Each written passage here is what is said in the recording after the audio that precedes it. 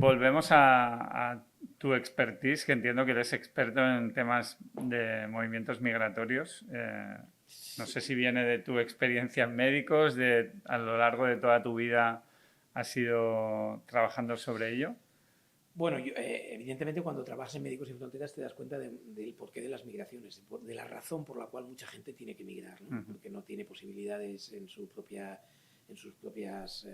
países, en sus propios terrenos, en el territorio, en el pueblo, en la zona. Y por otra parte también te das cuenta de otra cosa, ¿no? Que es la gran mentira. Es decir, la gran migración, por ejemplo, africana no ha venido a Europa. La gran migración africana se ha quedado en África. De cada 10 migrantes, 9 se quedan en África, en otro país y uno viene aquí. Es decir, ¿quién viene aquí? El que tiene dinero para venir, no. Porque el viaje cuesta muchísimo dinero, muchísimo dinero. Lo normal del proceso migratorio es, de la zona rural pasan a los alrededores de las ciudades, donde incluso se empobrecen todavía más, pero entran en una especie de mecanismo por el cual existe una economía básicamente muy basada en todo lo ilegal. A la que no pueden alcanzar, ¿no? A la que no pueden alcanzar, y entonces se quedan allá. Las grandes olas migratorias están alrededor de las ciudades africanas, en los barrios de invasión que llamaríamos en Latinoamérica, y que en África se llaman los bidonvilles o slums, ¿no? Sí. Luego, una migración un poquito más capaz, digámoslo así, en cuanto a posibilidades de trabajo, cambia de país y se va a países más ricos dentro de África. Es decir, si tú estás en República Centroafricana y te puedes ir a Angola, pues te vas a Angola porque hay petróleo, y en el petróleo hay más dinero, y como hay más dinero te haces a lo mejor segurata, y puede haber un trabajo para el que no se necesita una calificación muy elevada, pero estás, ¿no? Y luego existe la migración hacia Europa, que es la migración de la desesperanza, del decir, oye, vamos a pagarle a uno el viaje para que toda su familia, su entorno, su clan pueda vivir, ¿no? Y esa es la que de alguna manera nos llega aquí, ¿no? Pero aquí parece que estemos hablando de que nos van a invadir. De que todos llegan aquí, ¿no? Sí.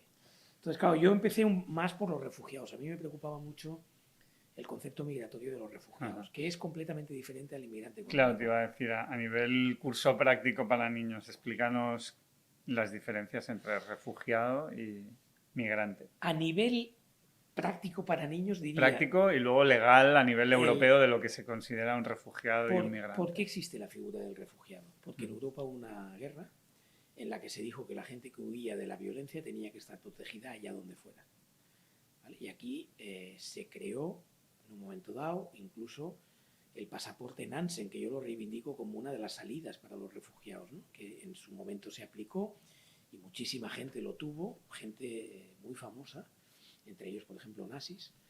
El pasaporte lo que venía a decir es que necesita un refugiado, necesita libertad de movimiento, porque va a ir a buscar a las personas que le pueden ayudar, que normalmente va a ser parte de su diáspora. Un refugiado que quiere seguridad, trabajar y salir adelante. A diferencia del migrante, está protegido. Hay una ley que dice cualquier persona que huya de la violencia tiene que ser protegida en aquel país a donde llega. Esto entiendo que es a nivel mundial.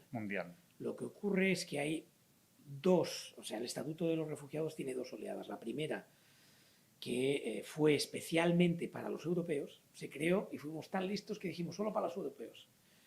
Luego se amplía, pero no todos los países del mundo han firmado la ampliación. Con lo cual, por ejemplo, conflicto de Siria, Turquía no ha firmado esa ampliación. Para Turquía sigue aprobado el Estatuto de Refugiados que se aprobó para los refugiados europeos de la Segunda Guerra Mundial, etc., ¿no? ¿Qué ocurre? Pues que un sirio, hay 4 millones de sirios en Turquía, no tiene la protección legal porque no han reconocido ese estatuto a nivel internacional. Es verdad que Turquía tiene zonas donde ya les conviene tener a todos esos refugiados por muchas razones, pero no tienen esa protección. Pero en teoría, un refugiado tiene una protección legal, un inmigrante no tiene más protección que la que le quiere dar el Estado al que llega, la que le quiera dar. Y estamos viviendo un proceso regresivo en el cual estamos viendo a la inmigración como una amenaza. Y esa amenaza...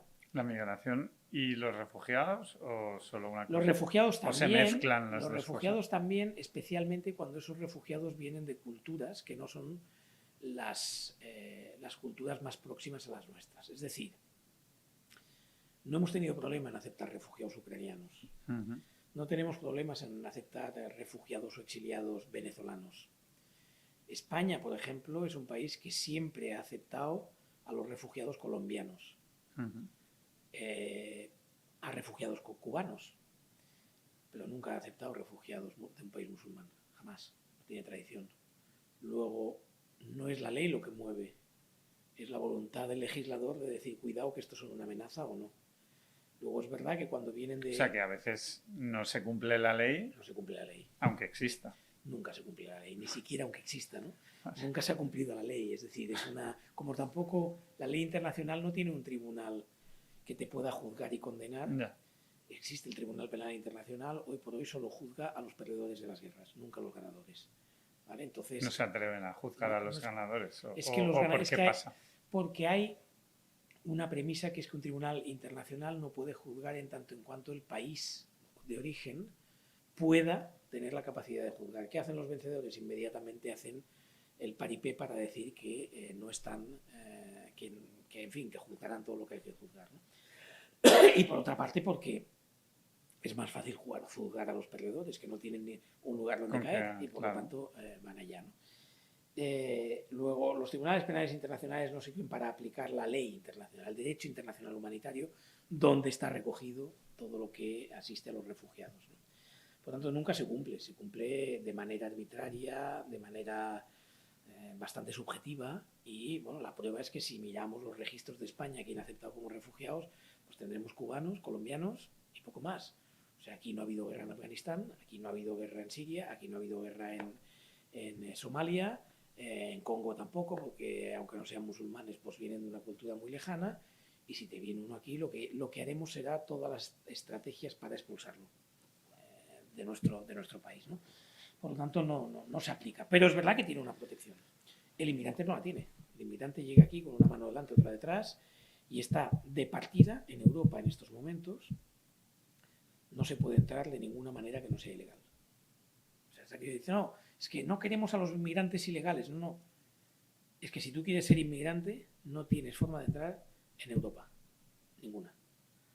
Díganme, y los latinoamericanos entran con visado de turista, es decir, vienen a hacer turismo y a la que se les expira la visa de turista, se quedan como ilegales. ¿Y qué hace la ilegalidad? La ilegalidad pone en precario a una mano de obra que nos interesa que se quede en precario. Y sin embargo, lo que se está explicando mal es que mientras esté en precario, son mucha más amenaza que mientras esté legalizado. Porque nosotros necesitamos inmigración. Necesitamos mucha inmigración. Eso han dicho hace poco, ¿no? Sí, eso... Para que tengamos plan de pensiones, bueno, entre o sea, otras cosas. eso es la lectura utilitarista. Sí. Yo diría todavía más, es decir, tengamos plan de pensiones, evidentemente, es decir, España, y me refiero aquí ya no a toda Europa, que en general en toda Europa está igual, pero hay países y hay diferencias. Por ejemplo, Francia tiene todavía tiene la pirámide de población más joven, en fin, puede avanzar durante algún tiempo más, ¿no? España es el tercer país más envejecido del mundo, solo por detrás de Japón y Corea del Sur. Luego, nosotros en el año 2035, que es pasado mañana, especialmente para los jóvenes, es pasado mañana, tenemos a un tercio de la población por encima de 66 años. Es decir, jubilados. Entonces dirá, pues 2 que trabajen para 1 dependiente. Bueno, pero es que un tercio está por debajo de 20. Entonces, ¿esto cómo lo mantenemos el sistema educativo? ¿Cómo mantenemos la salud? ¿Y cómo mantenemos las pensiones? Este sería un argumento utilitarista, pero para mí hay un elemento mucho más, digámoslo así, ideológico. Yo estoy convencido de que defendemos una serie de valores en Europa por los que vale la pena luchar. Desde el concepto del derecho como concepto humano de todos, el derecho, el que sea, pero derechos, hasta el concepto de modernidad, en fin, de toda una serie de cuestiones por las que vale la pena apostar. ¿Cómo vamos a apostar? Si la juventud va a estar en África y en Asia y aquí vamos a tener todo gente mayor, ¿en qué vamos a apostar? ¿Cuál es el futuro de Europa? No hay futuro. No es que no haya pensiones, es que no hay futuro. Las pensiones son presente. Entonces, nosotros necesitamos... Aquí varían mucho las visiones de los economistas, ¿no? Pero si lo ponemos en el ámbito español, nosotros necesitaríamos de aquí al año 2050, es decir, los próximos 25 años, necesitamos aproximadamente entre 1 millón y 1,5 millones de inmigrantes cada año. Cada año. Cada año. 1 millón y 1,5 millones. Y de una edad joven. Pero es que los que van a venir son jóvenes. Ya. El inmigrante mayor no viene, porque aquí ¿para qué vienen? Vienen para trabajar, vienen para conseguir un futuro y por lo tanto van a apoyar a la economía. No solo necesitamos 1,5 millones, necesitamos que desde el primer día sean legales. Tampoco necesitamos que todos sean con una calificación, digamos, de escaso valor añadido, ¿no? Es verdad que la economía española se mantiene mucho de turismo y de construcción. Ujú. Y que esa necesita mano de obra escasamente, tiene una parte importante de mano de obra con escaso valor añadido profesional, Sí. ¿vale? Pero no únicamente, necesitamos también modernizar todo el aspecto tecnológico, es decir, necesitamos gente formada. ¿Y eso qué requiere? Requiere un acuerdo, un pacto, de decir, oiga, necesitamos 1,5 millones y lo vamos a hacer a través de las embajadas. Es decir, esto idealmente lo tiene que hacer Europa, pero si no lo hace Europa lo podría hacer España con Por permisos. su cuenta. Por su cuenta. Sería un poquito raro porque vivimos en el espacio Schengen y habría que establecer una serie de modalidades. Alemania lo hace. Alemania dejó 1,2 millones Sí. refugiados sirios y se llevó los mejores médicos, los mejores enfermeros, se llevó profesores, se llevó muchas cosas que luego hay que adaptarlos al país. Claro que sí, hay que invertir mucho, pero fíjate, en el año 2020, 5 años después de del gran éxodo de los refugiados sirios, la economía alemana recibía más bienes de los refugiados de lo que tenía que invertir para integrarlos.